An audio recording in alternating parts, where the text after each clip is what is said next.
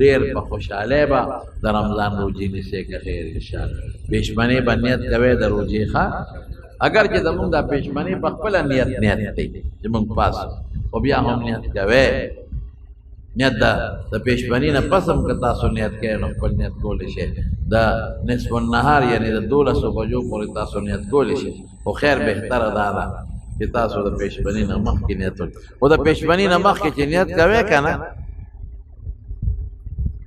نو هغه زمونږ کتابونو کې د اصل نیت ګورې د زړه نیت دی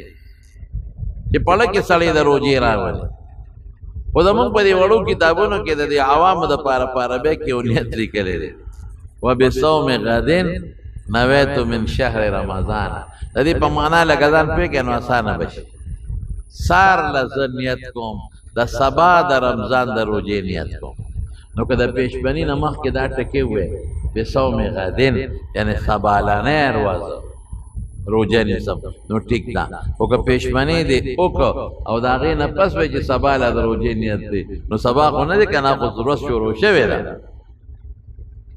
ورځ شروع شوه سبا خو ورپسې بله ورځ راځي نو د عربۍ د الفاظ دا مو عایدې کې به تاسو تېرو دی په زړه کې راولئ چې زما نن د رمضان د روجې دی زړه کې هم راشي نو کافي ده او یا په خولې وایه چې نن زما د رمضان د روجې نیت